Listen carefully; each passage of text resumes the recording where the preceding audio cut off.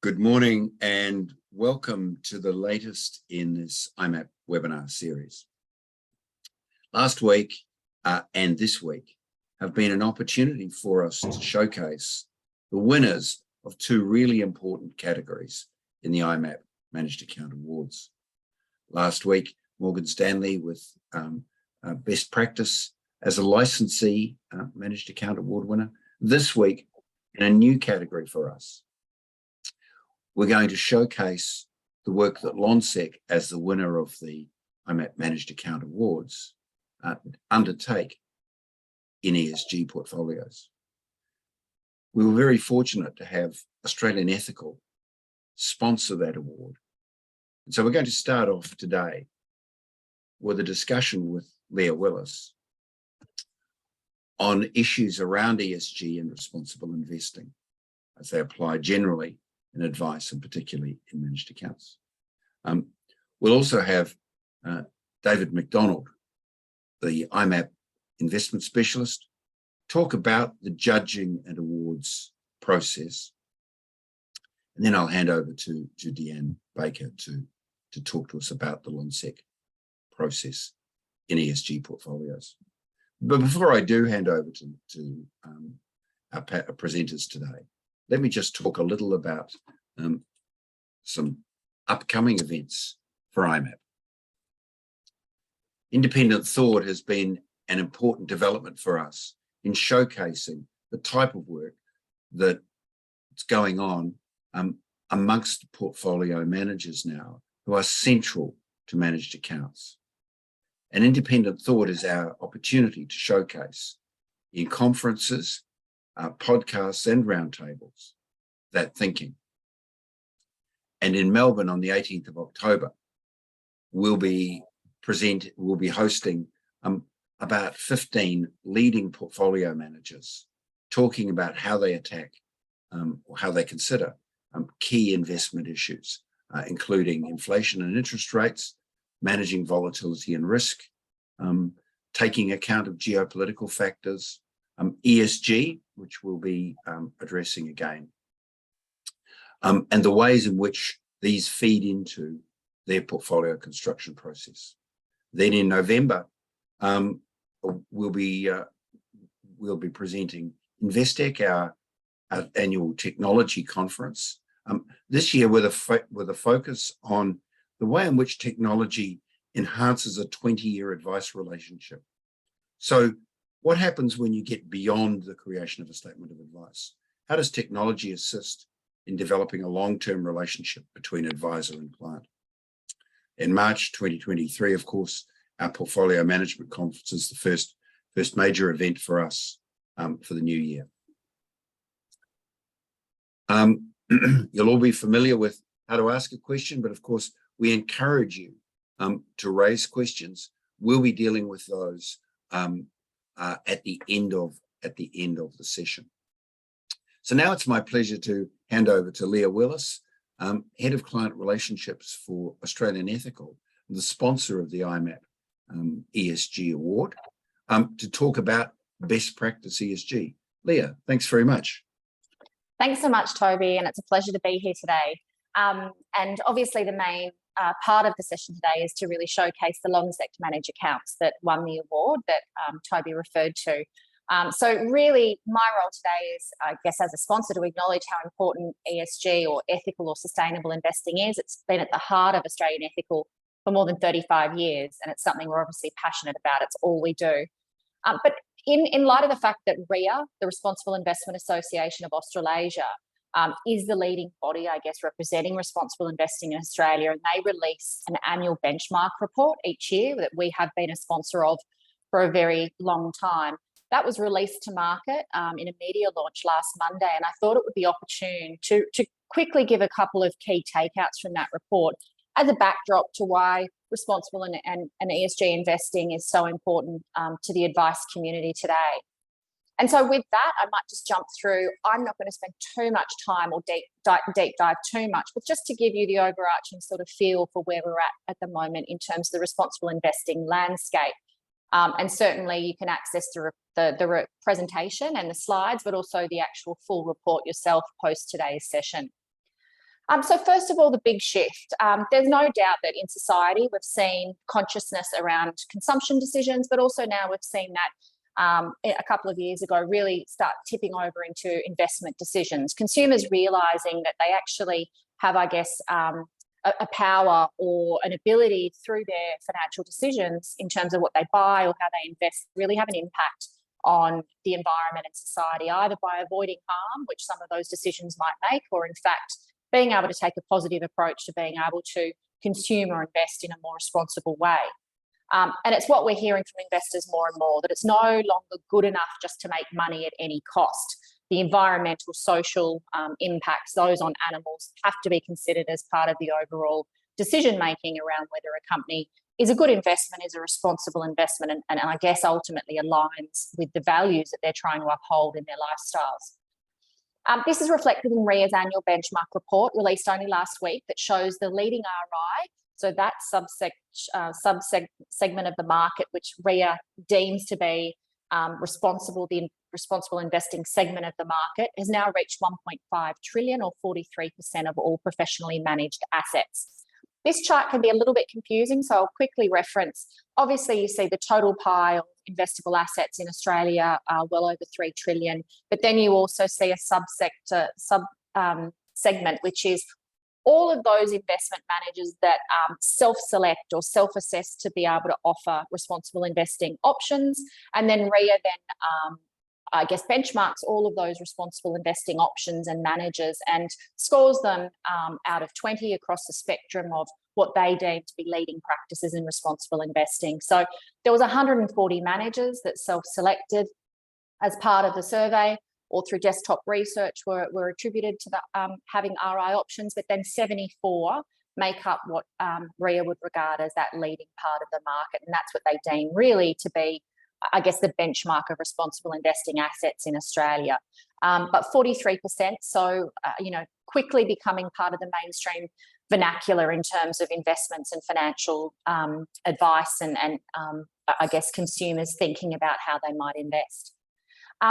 Just to the next thing, some key takeouts from the report. ESG integration no doubt remains the most popular approach to RI used by investment managers in Australia. It represents more than 750 billion in FUM, closely followed by negative exclusions and then corporate engagement and shareholder activism, which have increased significantly over the last couple of years. We've been saying for many years that ESG is rapidly becoming the base case or the norm that investors expect in terms of companies being accountable for their social and environmental impacts. And you can see it definitely dominates the responsible investing universe. Something to consider, though, if you have a look at the next slide, is ESG actually driving the outcomes that investors want to see? One interesting point that I thought came out of the report, and I haven't had too much time to delve into this in real depth, but I think it is an interesting call out that both responsible investing leaders, but also that broader category of responsible investing managers that were part of this report, all sort of ranked lowest on being able to allocate or actually having processes that allocate capital to more positive outcomes or sustainability impacts. And so, I guess the question around that is, and the UNPRI have said this in their latest strategic business case, is that we need to be going beyond risk mitigation, beyond the consideration of ESG from a risk mitigation perspective to something that actually becomes a positive input into our investment process and does actually deliver real world outcomes. And so I think that is part of this, part of one of the measures of responsible investing that we will continue to see more improvement on, and no doubt we need to see improvement on, and potentially highlights the fact that in portfolios we do need to go beyond this base case of ESG to be able to take a more positive approach, to be able to sort of start to have that real world impact that we want to see from investments, but also that consumers are demanding. And I think that's the important next point, I guess, is what are consumers looking for? And from the RIA report, you can see they benchmark the searches that consumers make on their online tool every year. And you can see that sustainability once again comes through as a really strong theme. Things like renewables and energy efficiency, sustainable agriculture, water, transport and infrastructure. But you can see sustainability as a term coming up quite strongly in all of those searches. So definitely investors are seeking out options when they go onto the site that either avoid harm or in fact are looking to have a positive investment and drive capital towards these solutions. Interesting to note also in the earlier chart, just before we move on, that sustainability themed investments as a category does remain reasonably low, but in fact had more than doubled to $1 billion in FUM in terms of those responsible investing approaches that options and managers take. So likely to be a segment to watch, but also one that's also open to potential greenwashing around labelling. So just to quickly move on, some other considerations that came out of the report that could be of interest to investors and advisors, that investment managers nominated direct engagement with investee company management as the most popular source of information for their decision making when it comes to responsible investing. Now that's fantastic. 82% of investment managers are engaging with companies around their sustainability or ESG credentials. But also, I guess it also means that, you know, how can they report or make that transparent in terms of the influence that they might be having behind closed doors through that engagement, given that a lot of corporate engagement is not public and it is one-on-one between companies and investment managers. So, you know, how do investors really know what agendas, I guess, investment managers are sort of driving, and also what change they're looking for out of corporate behaviour and outcomes? And I guess that relates to the two next points in terms of reporting. I mean, for reporting and disclosure are probably the two big measures that investors and advisors can look to around the transparency of what an investment manager is trying to achieve through that engagement process. It's great to see that there was an improvement in reporting. 45% of investment managers are reporting on corporate engagement and shareholder activism, compared to only 31% and then 21% in the previous reports. But there is still a fairly large gap. That's only, you know, less than 1 in 2 of those responsible investing managers in the survey that are doing that, and still 39% aren't reporting on that activity. And then full transparency, portfolio holdings disclosure is a clear way of showing investors how you invest and whether it aligns to what you intend or what the label on your product actually says that you will be doing. 8 out of 10 or 80% of super funds now disclose their portfolio holdings. It became mandatory for super funds in March this year. So no doubt that's why you've seen that big jump, and it's a fairly good coverage of all super funds in the marketplace. But that's only compared to 51 out of the 112 investment managers. So still a lot more room to go on, you know, non-super investments and managers that are, I guess, deemed to be responsible investors and have an approach that is responsible, but yet to disclose portfolio holdings. So I think that's just some interesting considerations out of the report. And then just quickly, before we move on to Deanne from Lonsec, I just wanted to quickly touch on some of the themes, I guess, that, you know, in the responsible investing landscape for this year that could be of interest for advisors when you are looking at, I guess, engaging with responsible investing and looking at integrating it into your advice proposition and recommendations. No doubt climate and the transition that we need to undertake is going to be massive globally, but also locally. You now have the government, after the wave of teal independence through the election, you now have the government actually committed to net zero by 2050, and you'll no doubt see policy start to follow quite quickly. But, you know, how as an advisor do you navigate that transition? Ultimately, what will be the impact on portfolios? How will companies, entire sectors and communities kind of move through this transition, and what does it mean for portfolios? There's no doubt there's regulation coming down the pipe, particularly around labelling and greenwashing, which is great. It has been slow. The EU taxonomy was one of the first to lead in terms of being able to try and provide some categorisation of responsible investing. But you are now seeing ASIC, APRA, the SEC overseas, the ASX here, all starting to look at labels and give some guidance around making sure that labels align. And then just the measurable impact, I think, is the next big thing, is making sure that the options do what they intend to do. And so, there are evolving frameworks around measurement methods and tools to be able to report on outcomes, but definitely more improvement around carbon footprinting, net zero commitments, and also alignment to SDGs will be something that will be the proof point of those labels and any greenwashing claims. So with that, hopefully that provides a backdrop of where responsible investing in Australia is currently. And I'll pass over to Deanne to go through a deep dive on what Lonsec has to offer, and just acknowledging that MDAs, provide a great solution for advisors to be able to, engage in this space in a really scalable way. Look, thank you very much, Leah. It's before we get to Deanne, I'm going to hand over to David McDonald, one of the judges in the Managed Account Awards this year, to talk about the judging process and the criteria that we applied in assessing the ESG category. David, thanks very much. Thanks, Toby, and thank you, Leah, and thanks again to Australian Ethical for sponsoring this award. I mean, as Leah's mentioned, it's certainly becoming a much more important area for advisors. When we get feedback from our IMAP conferences and events on what sort of topics people are interested in, ESG keeps coming close to the top of the poll each time. It's certainly something people are paying more attention to. And as Leah mentioned, clients obviously expressing interest that they don't just want to get returns on their money, but they're concerned about how that money is invested. So really both of those factors, the returns, the process, and how it's invested, came into consideration in judging this particular award.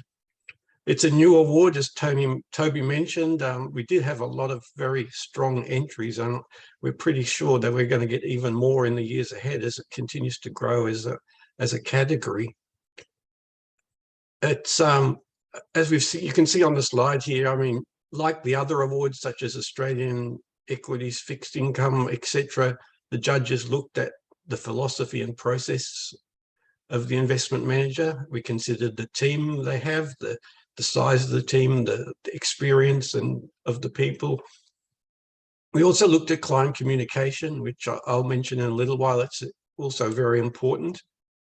And given it's a managed account award, how the team interacts with advisors, how the portfolio is conveyed to advisors, and obviously in this category particularly, how ESG principles are integrated into the portfolio construction. And when the judges look at investment philosophy, we don't have a sort of particular philosophy in mind, but rather how it's expressed and how clearly thought out it is by the manager.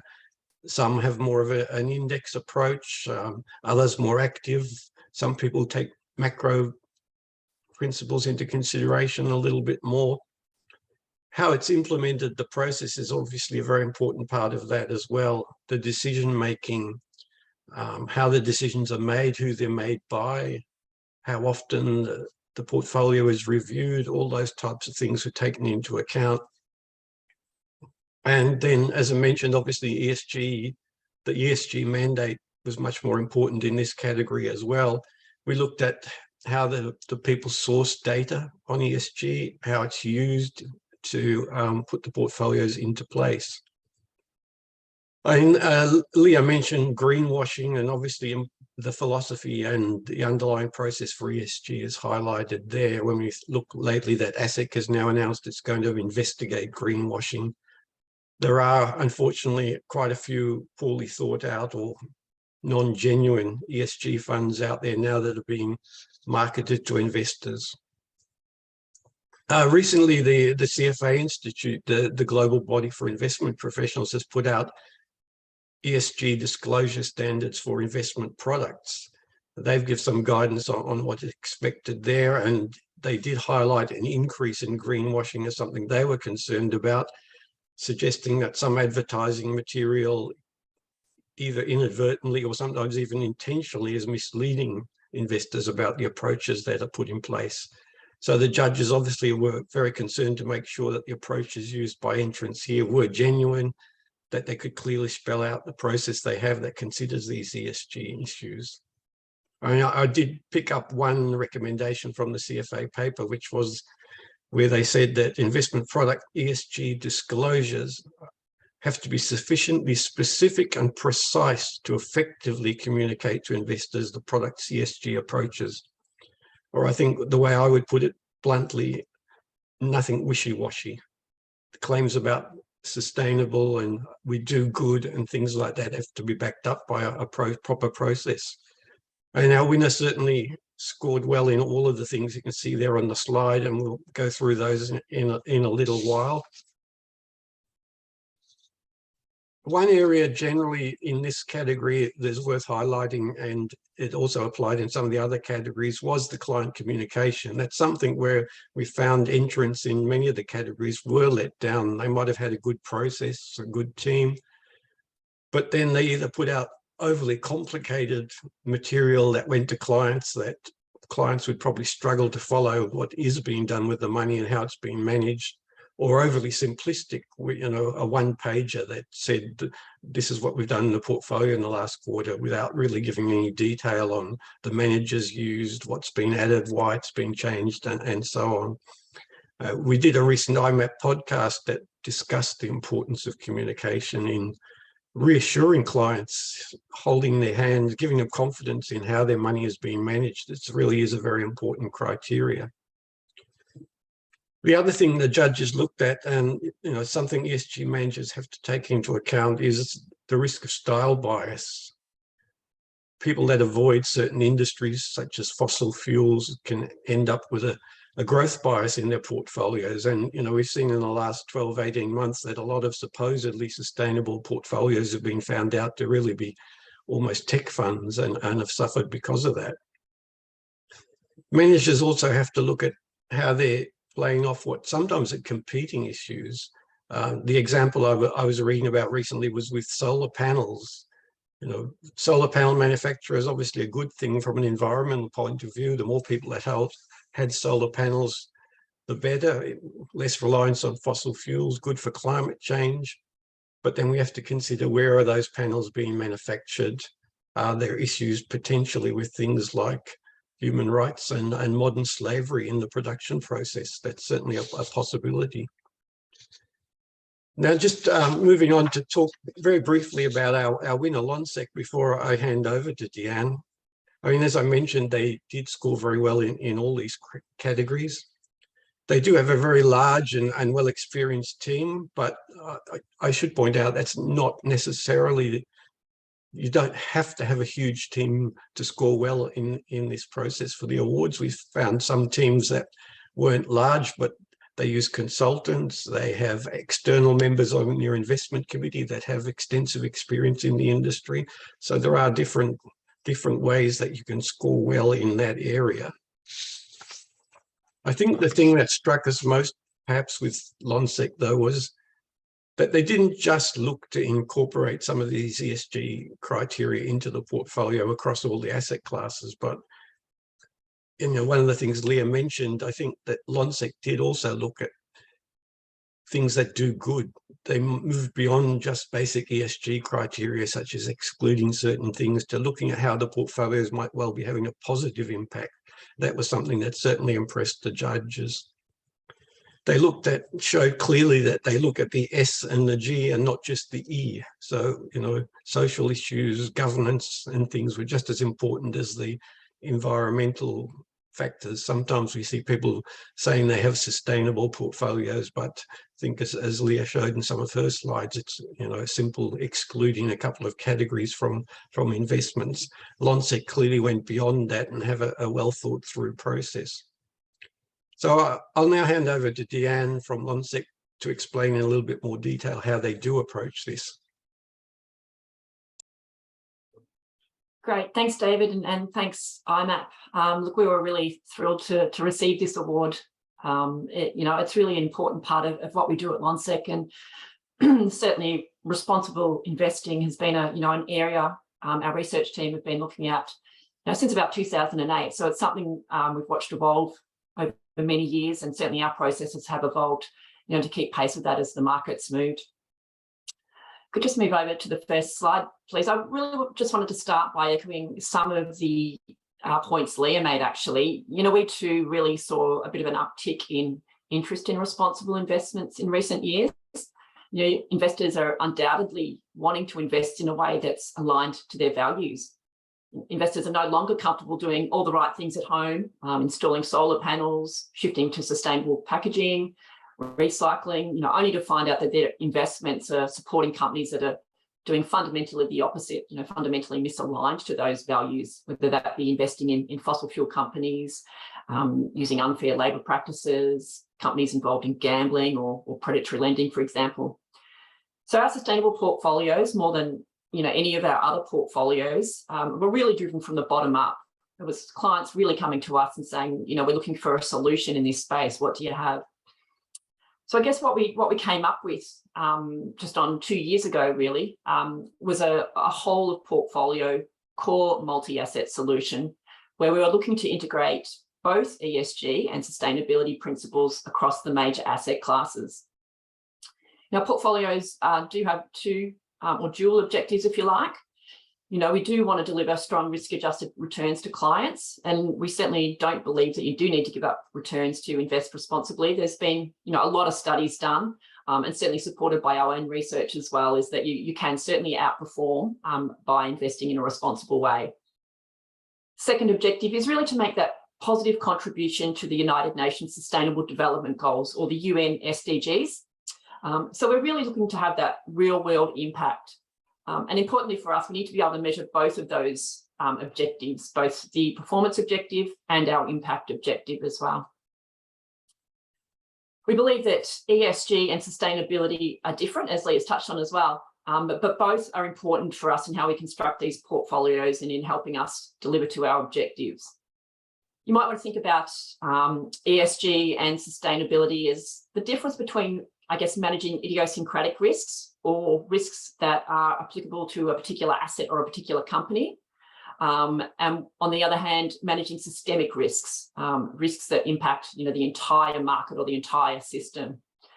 Whereas ESG being the former and sustainability being the latter there. So from an environmental, social and governance risk perspective, those kind of risks can have material impacts on companies' share prices and future profitability.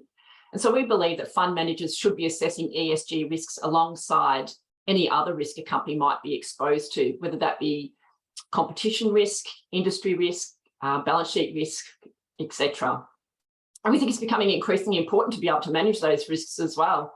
As climate change worsens, both physical and transition risks associated with certain companies increases. If you're a company that owns a building or a factory in a flood zone, that's going to become a bigger issue and a bigger risk for you going forward. You need to be aware of those risks and mitigate those risks where you can. Sustainability is different. It really relates to the goods and the services that are being produced by a company and what impact they're having on the broader planet or society. There's obviously a number of ways to think about sustainability or define it, but we've chosen the United Nations Sustainable Development Goals as that framework for thinking about what products and services are doing good, if you like. The SDGs, for those who aren't aware, are 17 broad goals and 169 sub-targets that have been agreed to by all United Nations. And it's really focused on bringing that more sustainable, equitable and prosperous planet for everyone. They are integrated goals. They go hand in hand. So there's economic, environmental and social objectives to consider. And it really does focus on providing that just transition. They are originally designed for governments and policy makers, but increasingly investors are using the SDGs to set a framework in terms of building sustainable portfolios as well. If we move on to the next slide, please. Our portfolios are really designed for those looking to have that positive impact across the three broad impact areas, environmental, societal and economic. And David's mentioned this as well, but there are a lot of sustainable funds on the market that are focused explicitly on environmental factors, which is great, and we'll certainly invest in those strategies in these portfolios. Our portfolio is broader than that and does aim to capture that idea of that just transition. We certainly acknowledge that there is a need to transition the global economy away from fossil fuels as fast as possible to limit the impacts of global warming. But we want to do that in a way that doesn't destroy livelihoods, doesn't increase inequality or has human rights abuses attached to that. Now, our portfolio is most likely not to have the lowest carbon footprint in the market, for example.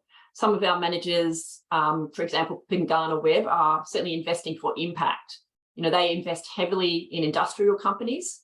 For example, they're looking for solutions in areas like energy efficiency, clean energy, clean transport, etc. And they're not necessarily the lowest carbon emitting activities. It is quite easy, as David mentioned, to get a very low carbon footprint by just investing in the big top tech stocks that don't actually produce anything. But it's really not solving, some of the challenges we're facing, and it certainly won't get us to net zero. We do need to be investing in those solutions that are driving the economy forward. Having said that, though, we do look to manage our fossil fuel exposures and our carbon exposures within certain limits. We do want to be aligned to the Paris Agreement objectives, so we do keep and monitor, our exposures on those factors there. We'll also have managers in our portfolio that are very focused on social issues, whether that be Ausbills, who have a strong focus on the issue of modern slavery and human rights, or Pendle, who are on the bond side are certainly lending capital for single housing projects. And Australian Ethical, have a very strong ethical charter which underpins every investment decision they make as well. So we are aiming to select investment strategies that can contribute positively to one or more of the Sustainable Development Goals, while also avoiding those that do demonstrable harm as well. We are seeking to limit exposure to those controversial industries that are fundamentally misaligned to their Sustainable Development Goals. So we do have limits around our exposure to things like coal mines, weapons, adult entertainment, gambling, alcohol, uranium and tobacco. And we manage those limits at the overall portfolio level. If you move to the next slide, please. Greenwashing has already come up in the conversation today, and it's something we're particularly focused on. We're not looking for managers to run a few exclusion screens, slap a catchy label on it and produce some glossy marketing material. We're really looking for those managers that are true to label and are passionate about solving the challenges facing society and the planet. As I mentioned, we've been researching in the ESG and responsible investment space since about 2008. So it's not new for us. We certainly believe that by incorporating ESG into investment analysis, fund managers are likely to improve the risk or return outcomes of their portfolios, which ultimately translates into a higher potential for managers to achieve their investment objectives. Now, our research team is 40+ analysts. Effectively, all are ESG analysts. We do have a dedicated ESG team, but their job really is to develop the processes and embed that across the entire team. So all our analysts will assess and score each investment product in the Lonsec universe according to their strength of their ESG integration. So ESG scoring does form part of our overall qualitative rating for fund managers. And it sits alongside other factors that we consider, including people, process, performance, etc. Our ESG scoring system is known as the biometric score there, and we've aligned that process to the framework provided by the United Nations Principles for Responsible Investments. So we'll look at a manager's extent and public commitment to ESG.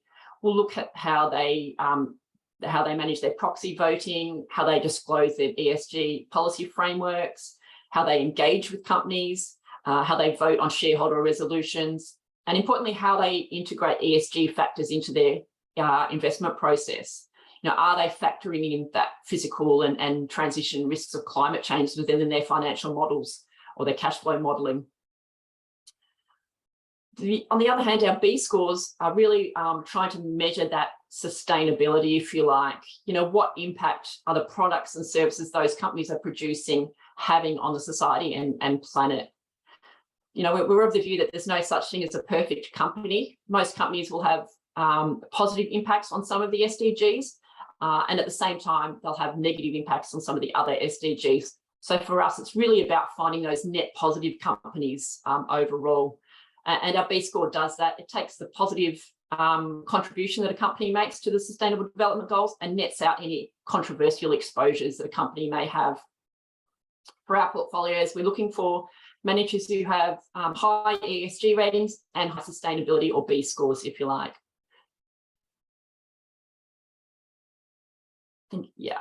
So just coming down to how we finally select the managers, we use those 3 screens. We do have to have recommended or highly recommended rating by the Lonsec research team. We're not going to compromise on the quality of the fund managers in these portfolios. And then we'll use those ESG and sustainability screens to select a short list of managers within the portfolio. We'll use a range of approaches to sustainability. We will use impact managers. We will use best-in-class managers. We'll use exclusion-based managers as well. We think it's going to take a myriad of approaches in order to deliver ultimately on the Sustainable Development Goals themselves. I think the main point of this slide really is there is a robust process in place, but I think perhaps the blending and risk control elements within this process is something that David's highlighted already and something we've taken particular focus on. You do tend to end up very much so in small cap growth stocks when you are focusing on that impact end of the market. So for us, it's really about managing those risks. We don't want to eliminate it altogether. We do just want to be aware of the risk we're holding in our portfolios, our exposures to certain styles, certain market caps, etc. And managing those risks is critical in terms of being able to deliver on the performance objectives of these portfolios. So we will blend small cap growth managers with perhaps some more low volatility style managers, some larger cap managers in there as well. And all our investment managers do go through our manager selection committee approval process, whereby any manager that gets into the portfolio does have to be approved by that committee. And there's some of the names you can see there that we're currently using in the portfolio. Just finally, I'll finish up on the last slide, and it's really about just covering off that measurement that Leah spoke about as well. And for us, it was important to be able to not only, make, claims about being sustainable, but being able to measure that. And we do use a third-party data provider who looks through to the bottom-up holdings within our portfolio and assesses each of those companies against those Sustainable Development Goals. And you can see that chart on the top left there. That rainbow chart of how those portfolios look from the bottom up. We obviously make more impact in certain areas. Again, these Sustainable Development Goals were really set for governments, not investors. So there'll be some elements that we don't have a lot of exposure for. There just simply aren't a lot of companies doing work in those spaces. But we do tend to have quite a big impact in sustainable cities and communities, good health and well-being, no poverty, and a range of climate exposures as well there. Other things we're able to do is look and monitor our carbon risk, our fossil fuel exposures, and just a range of other metrics that we use to support or back up our claims about being sustainable. Look, I will finish up there. I have used my lot of time. So thank you again, and I'll pass back to David or Toby. Thank you. No, look, thank you very much, Deanne and Leah. And I'd encourage anybody listening to the call today to send in questions to either Leah or Deanne. I have one, Deanne, which sort of speaks to your biometrics and B scores. Are those proprietary processes that you developed as part of your assessment process? Yeah, they are. They're both proprietary Lonsec scoring models, and they've been developed internally by our ESG team, namely Tony Adams, who kind of driven most of those processes there. He's put a lot of work into thinking about, well, what is ESG? And you can look at backward-looking data and put it through a third-party data provider, and then it shoots out an ESG score. But we've kind of taken the approach that we need to be forward-looking and working with managers and understanding, how they're coming at ESG. And that's why we really look at, how they are voting. Are they talking the talk, walking the walk with respect to certain shareholder resolutions and how they're voting on their proxy decisions? What kind of impact they're having in terms of the broader system as well. Are they engaging on regulatory issues with industry bodies and things like that? So we're really, as I said, looking for the managers who walk the walk and talk the talk when it comes to ESG. And it's not just a backward-looking measure. It's really that forward-looking or live measure, if you like, of how managers are incorporating ESG into their processes. And do you want to distinguish just between the biometric score and the B score, and what each of those is trying to drive at again? Yeah, so the ESG score is really trying to drive at the idiosyncratic risk. You know, are fund managers taking into account the risks associated with companies from an environmental, social, and governance perspective? Are they valuing those risks in their valuation models? Are they thinking about and making a determination as to whether that's a good investment based on those risks and how they've valued those risks? On the B score side, that really comes back down to that sustainability side and some of those more broader systemic risks that the world's facing. How sustainable are the companies we're investing in?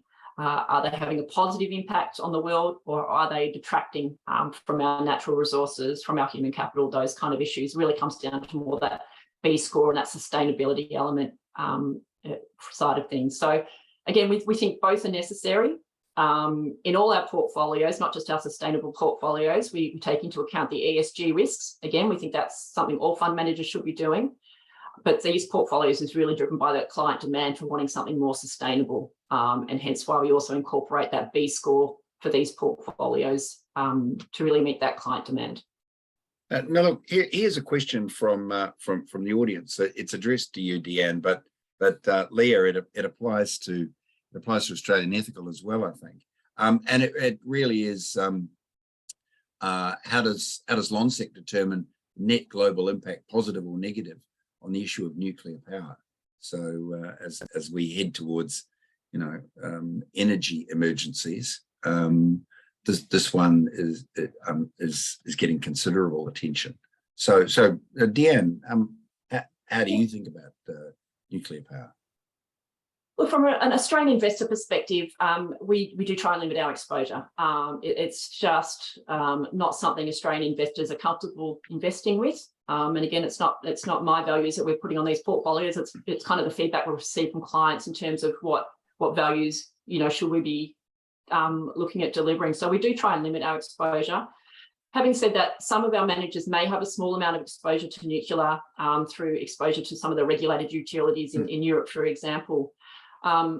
Nuclear is quite frowned on here. There's obviously a lot of issues with the waste. It's not net zero technology once you've built all the nuclear power plants and all the concrete that goes into them. So it's a bit of a misnomer to say that it's a fossil-free kind of fuel. But at the end of the day, we think it's not something that our clients want. It's certainly more palatable from a European perspective. They don't have the solar and the wind resources that we have in Australia. We can certainly live without nuclear, and that's our position on it, I guess. And Leah, I know Australian Ethical is now starting to develop its global equities capability. So it's going to become more of an issue, I imagine, for you to think about. Hasn't been a big issue in listed companies in Australia.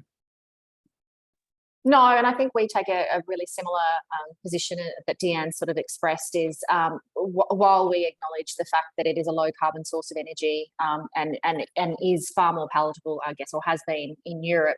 And in fact, during the global energy crisis, we've seen it go back onto the mandate and into some of the potential labelling and taxonomy coming out of the EU, which is an interesting sort of an interesting consideration. But no, we don't necessarily agree with it. While we do recognise its potential, it's similar to Deanne, we think that the investment and the requirements to go into building, effectively a nuclear plant in Australia in particular, if we're sort of referencing onshore here, would take far more to develop, and the inputs would be, it's a balance of the inputs to do that. And then, the fact that we could invest in other sources, solar, hydro, etc., in a much more, quicker way, and we feel that that transition to those other sources is probably the way we need to go.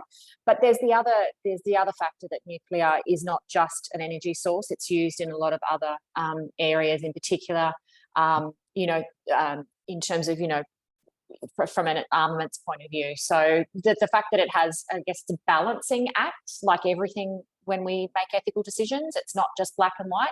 There are grey areas that we need to consider, and as we work through those, we effectively look at the net positives versus the risks or negatives that could, or harm that could be a result of the product or service that we're investing in. And so we have excluded it on that basis up until now. If technology was to advance in such a way that some of those risks were mitigated, we would actually, I guess, relook at that and reconsider it. Yes, I think Ukraine and European conflict has made us all realise how nuanced these issues are.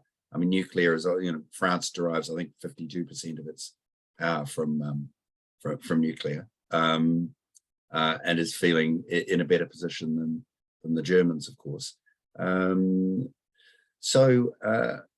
Look, Leah, what do you see in terms of the way in which advisors are facing into the sort of the variety of issues that clients want to have regard to, climate change for one, gambling and nuclear for another, and so on and so forth, and the challenges that running a fund gives rise to?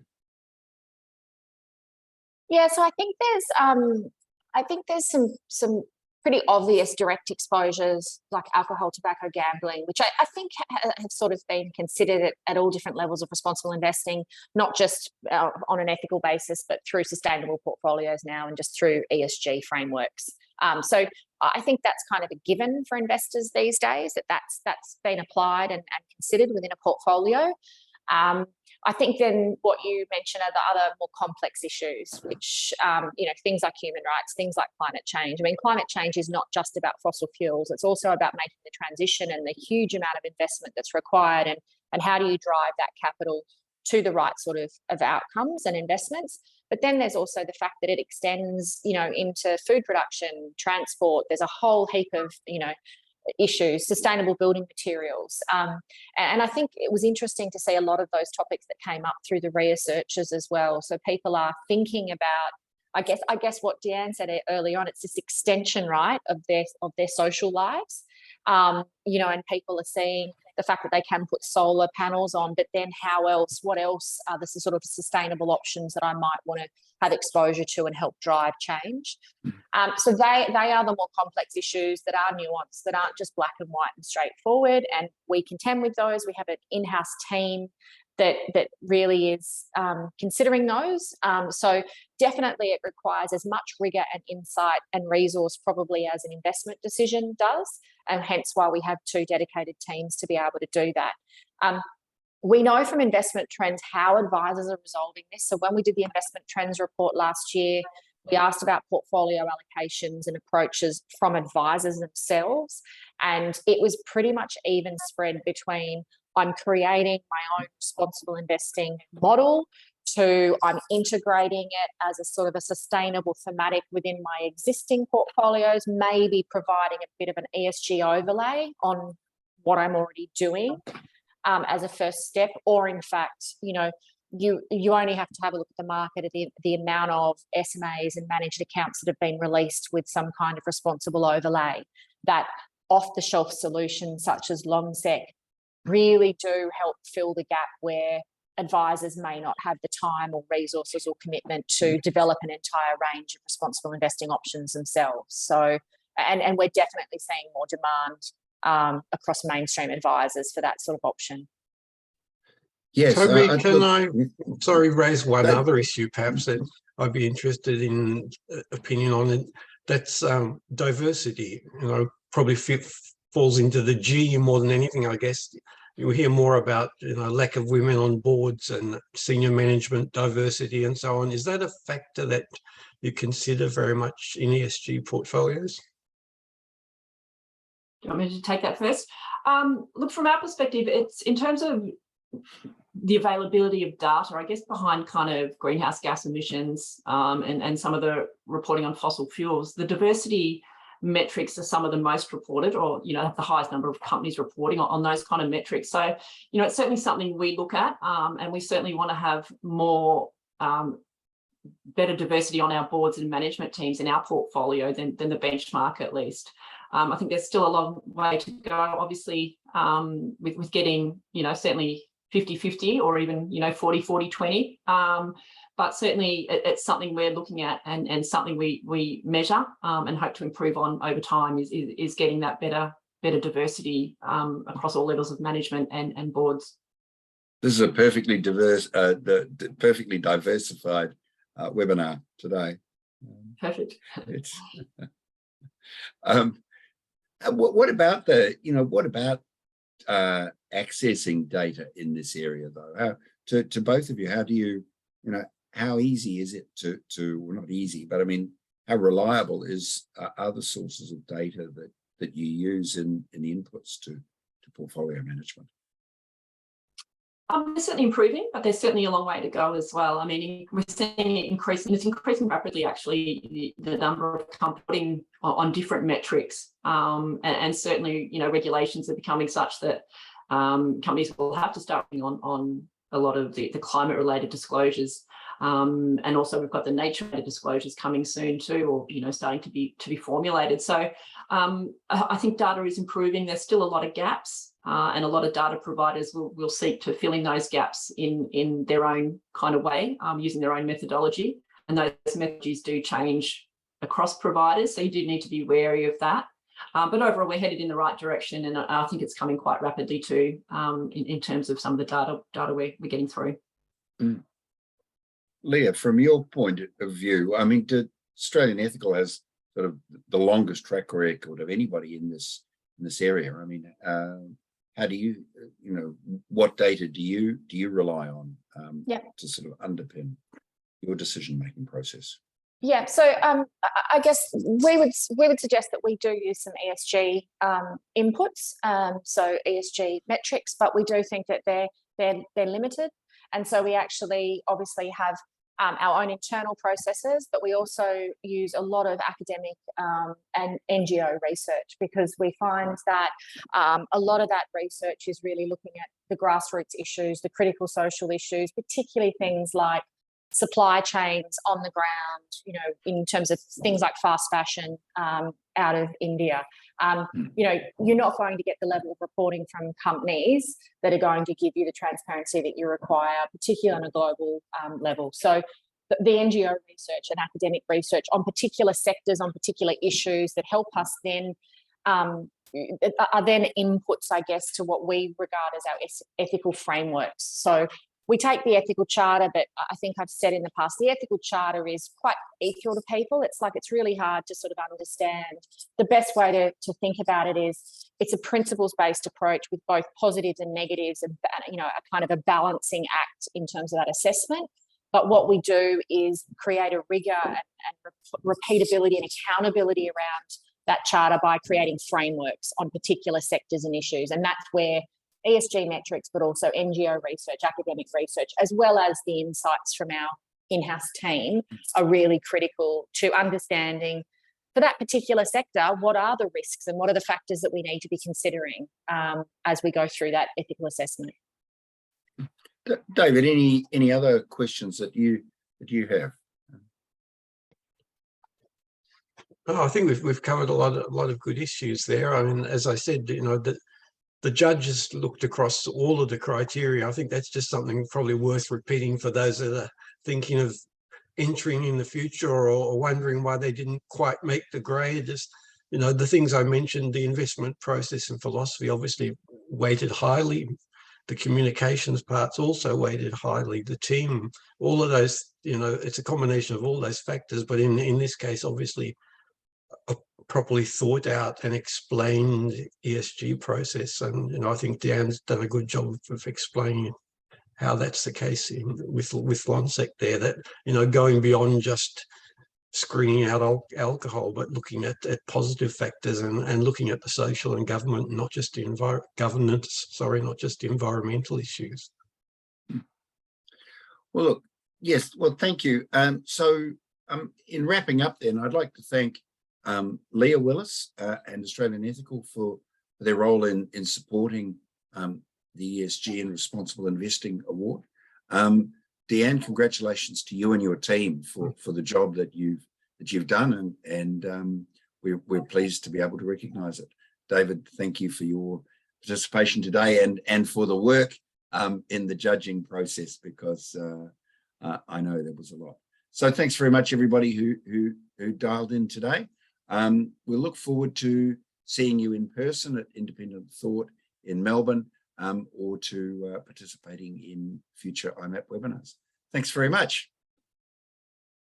Thank you.